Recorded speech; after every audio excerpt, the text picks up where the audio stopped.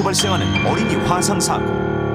한 해 몇천 명에 달하는 어린이들이 화상사고를 입으며 화상사고를 입은 어린이의 반 이상은 불균형한 성장 등 건강에 나쁜 영향을 입고 몸과 마음은 심각한 후유증을 앓는다고 합니다. 그런데 최근 특정 화상사고의 유형이 증가 추세에 있어 각별한 주의가 요구되고 있으며 한 병원의 조사 결과에 따르면 이 화상은 끓는 물에 의한 열탕 화상, 전열기구에 의한 접촉 화상 다음으로 많은 비중을 차지해 경각심을 불러일으키고 있는데 이 화상 사고의 특징은 뜨거운 물로 인해 화상을 입었을 때보다 더 깊은 상처를 남긴다는 것.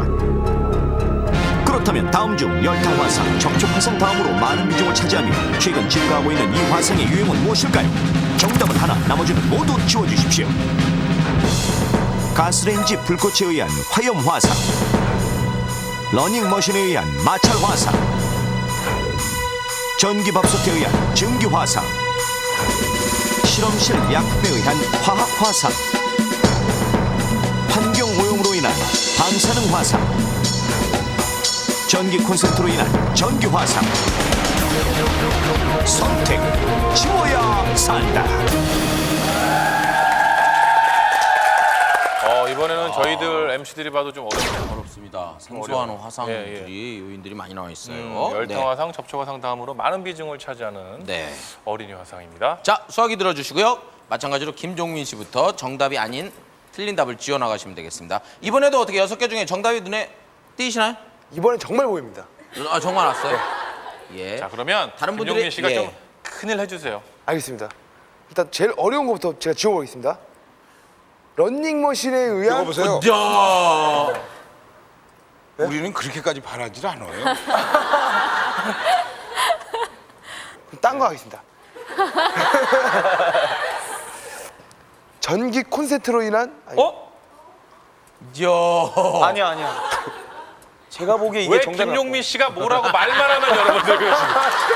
제가 봐도 이거는 좀 참을 수가 없습니다. 아니 김종민 씨가 뭘 선택만 하면 이거는 좀 여러분들 좀 자제해 주십시오. 예, 저희들이 봐도 좀 하고 싶은 거 하세요. 정답이 두 자, 개였으면 좋겠다. 이번에 김종민 씨가 선택하시면 모두가 인정하고 바로 저희 지워보기로 하겠습니다. 정말이죠? 네. 이거 하겠습니다. 설마 집에 실험실을 있지는 않겠죠?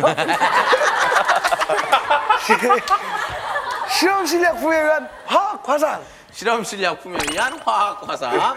그게 정답이네요. 설마 집에 모든 집에 다 실험실이 있는 건 아닙니까? 야, 이거 정답. 이건 뭐 인정할 수 있겠네요. 자, 과연 지우기 누가 보일까요? 그렇죠. 아, 참 논리적으로 지워주셨어요. 예. 장동혁 씨, 저 요거 가겠습니다. 전기밥솥에 의한 증기화상.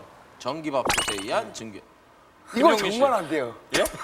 이게 압력밥솥이 아니고 전기밥솥은 요즘에는 그런 것까지 다 위원회 방지해서 전기 나와서 압력밥솥 아니에요? 다 전기 합- 압력밥솥. 다 합쳐진 거 네, 아니에요? 요즘은 다 합쳐서 이게 장난이 아니에요. 3대 화상은 아닌 것 같아요. 아니 뭘 서로 뭐 말만 하면 이렇게 못 잡아먹어서 안달해요. 김종민 씨. 사람의 분위기. 지금 아니 그렇게 둘이 저희가 봤을 때 그냥 50보 100보인데요. 두 분이 왜 이렇게 서로 라이벌 의식이 있으세요? 제가 노마진 팔아봤어요. 전기밥솥에 의한 증기화상 가겠습니다. 초심을 안 잃게요. 들어가겠습니다. 자, 전기밥솥에 의한 증기화상. 과연 지역이 성공할까요?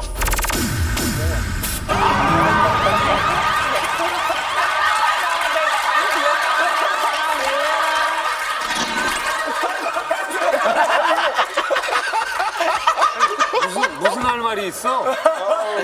왜 김종민 씨 말씀을 안 들으세요? 담당하네. 김종민 씨 이게 정답인 걸 알고 계셨던 거예요? 그럼요. 아니 참. 솔직히 그 어느 때보다도 창피해 지금. 이거 아닌데? 야, 왜 그런지 그러면 화면을 통해서 봐야 되겠. 김종민 씨 안타까워요. 네. 좀 더 강력하게 제지를 하시죠. 맞아요. 그 전판에 너무 크게 틀려가지고. 전판에? 전판에. 어쨌든 전판에 너무 크게 틀리셔서 예. 네, 정답은 직접 확인하시죠. 위기 탈출 넘버 원. 어린이 화상 사고 유형 중 열탕 화상, 접촉 화상 다음으로 많은 비중을 차지하며 최근 증가하고 있는 이 화상 사고의 유형은 무엇일까요? 정답은 바로 전기밥솥에 의한 증기화상입니다. 최근 화상을 치료하는 성형외과에서는 전기밥솥 화상이라는 신조어가 생겨날 정도로 전기밥솥으로 인한 증기화상은 점점 늘어나고 있는데, 왜 어째서 전기밥솥은 아이들에게 화상을 입히는 걸까요? 어른이 약간 따뜻하다고 느끼는 섭씨 50도의 온도에도 피부가 연약한 아이들은 1도 화상을 입을 수 있다는 사실.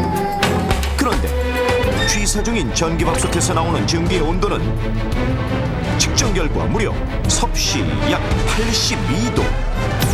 이 정도의 온도라면 깊은 2도 화상을 입을 수 있는데, 실제로 소고기를 전기밥솥에 증기에 대보니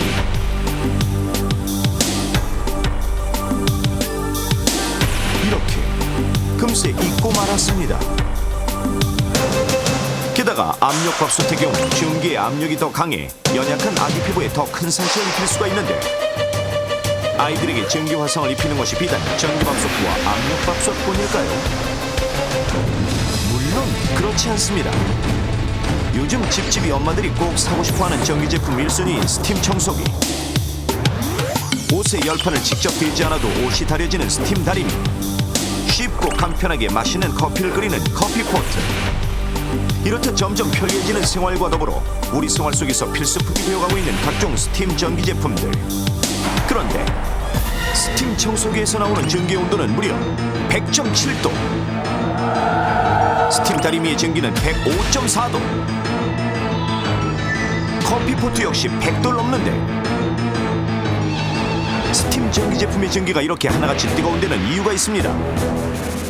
증기 발생 원리를 살펴보면 끓는 물의 분자가 물 밖으로 탈출하면서 더 많은 에너지를 가져야만 증기가 될 수 있고, 따라서 증기를 이루는 분자는 물을 이루는 분자보다 더 많은 에너지를 지니게 돼 끓는 물은 100도까지만 올라가지만 증기의 온도는 100도 이상까지도 올라가는 것입니다.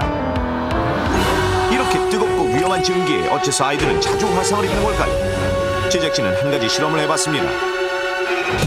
우선 실험을 위해 어린이 화상 사고의 60% 이상을 차지하는 0세에서 2세의 아이들 3명이 대기 중. 대기 중인 아이들 앞에는 준비된 세트가 놓여 있습니다. 자, 그럼 슬슬 실험을 해볼까요? 제작진의 신호와 동시에 4개의 상자 중 3개의 상자에서 물줄기와 종이 테이프 그리고 선풍기가 작동하기 시작. 아이들은 처음엔 호기심을 갖다가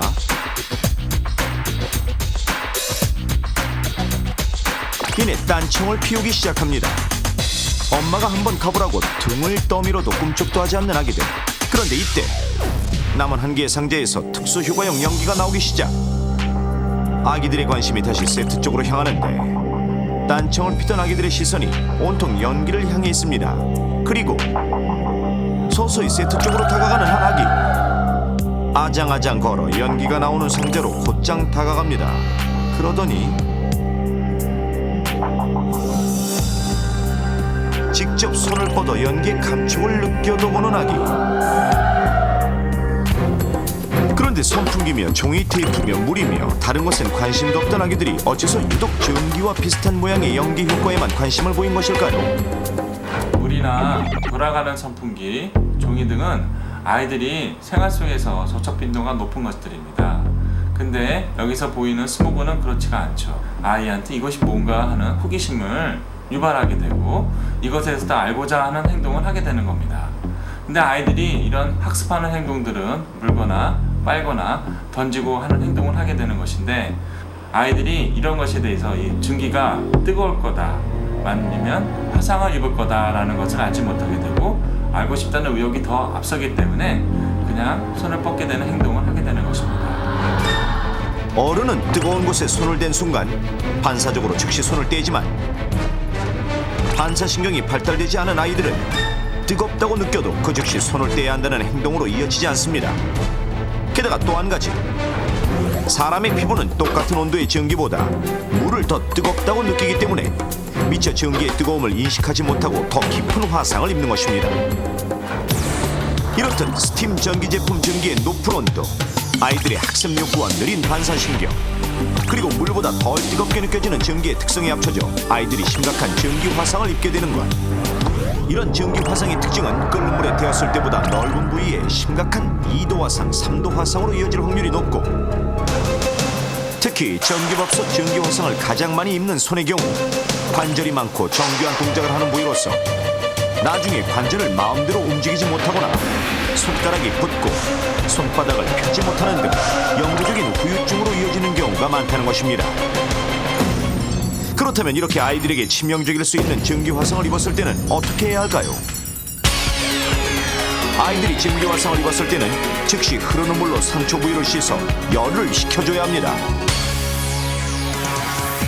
그런 다음 깨끗한 젖은 거즈로 상처 부위를 덮고 곧바로 병원으로 향하십시오. 후유증이나 수술 등으로 이어질 가능성이 높으니 전기화상은 특히 겉으로 보기에 다 나은 듯 보여도 3, 4주 후에 병원을 다시 찾아 다시 한번 검사를 받아야 100% 안심할 수 있습니다. 무럭무럭 피어오르는 전기, 우습게 보지 마십시오. 우리 아기들이 뜨겁게 데일 수 있습니다. 야, 충격적입니다. 전기 화상을 입는데 그런 특별한 이유가 있었네요. 그 화상은 뭐 어린 아이들의 그 단순 그 상황에서도 문제지만 커가면서 뭐 정신적으로나 그런 굉장히 후유증이 영구적이기 때문에 특별하게 각별 신경 써야 될 것 네. 같은데 그 어린이 화상의 심각성에 대해서 선생님 설명을 좀 해주세요. 일단은 그 어린이들 특히 1세 미만인 경우에는 체표 면적이 일단은 굉장히 성인에 비해서 크고요. 그다음에 지방이 작기 때문에 실제로 화상 범위가 작더라도 사망에 이를 수가 있습니다. 특히 저희가 화상의 범위를 퍼센티지로 나누게 되는데 15에서 20%만 넘으면 아이들은 또 이런 굉장히 안 좋은 결과를 낳을 수가 있습니다. 특히 이제 이거에 대한 가장 큰 이유는 그 말씀드렸던 지방이 작기 때문에 내장이 직접적으로 손상을 받을 수가 있고요. 또 한 가지는 2차적인 그 감염이 잘 일어납니다. 왜냐하면 면역성이 떨어져 있기 때문에 그런 증상이 유발됐는데 더 심각한 거는 이런 감염에 의해서 폐혈증이 유발될 경우에는 이러한 그 사망에 이르는 가장 직접적인 그런 결과가 되겠습니다. 집안에 그러고 보니까 쉽게 말씀드리자면은 어른들이 무심코 방치해놨던 것들이 온통 다 우리 어린이들에게는 화상의 원인이 될 수 있다는 거 다시 한번 좀 경각심을 갖고 여러분들이 집안의 주위를 한번 다시 한번 잘 살펴보셔야 되겠습니다. 네. 어렸을 때 저희 어머니가 저한테 야 화상아 화상아